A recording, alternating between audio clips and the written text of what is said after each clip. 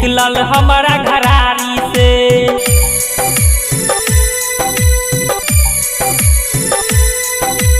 आइल रहे गाड़ी से निकलल हमारा घरारी से।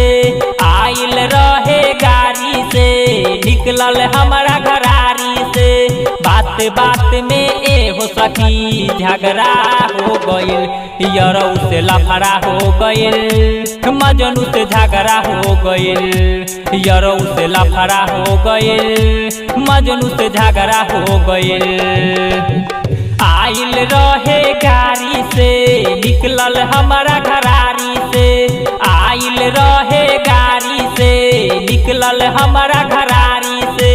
बात बात में ए हो सखी झगड़ा हो गइल, यरऊ से लफड़ा हो गइल, मजनू से झगड़ा हो गइल, मजनुआ से लफड़ा हो गइल, यरऊ से झगड़ा हो गइल।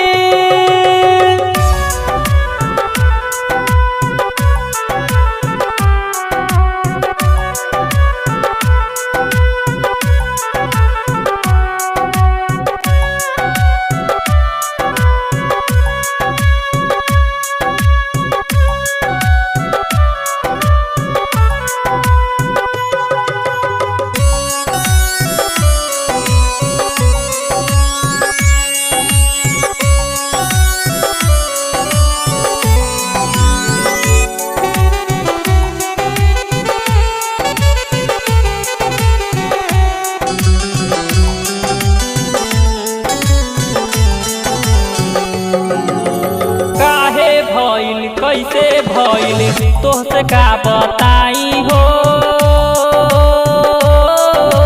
भैया हमर दुआरा पर रहे उनके से लफड़ा भइल हो। काहे भइल कैसे भइल तोहसे का बताई हो। गाँव के लोग देखत रहे गली में चर्चा हमार रहे।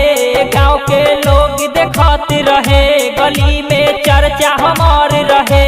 मजनुआ काहे अइले रे सखी कैसे हम आई हो, मजनुआ के समझाई हो सखी कैसे हम आई हो, मजनुआ के समझाई हो। बात बात में ए हो सखी झगड़ा हो गइल, यरऊ से लफड़ा हो गइल, मजनू से झगड़ा हो गइल, मजनुआ से लफड़ा हो गइल, यरऊ से झगड़ा हो गइल।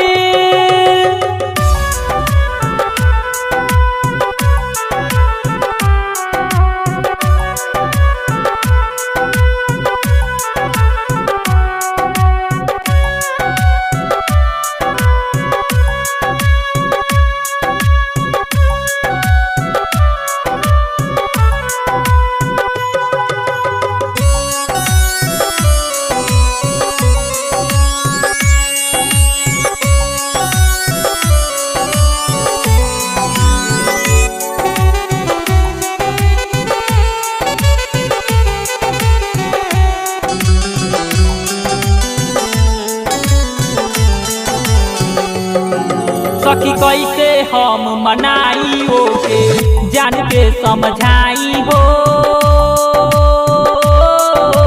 गाँव के लोग दुआरा पर रहे कैसे हम आई हो।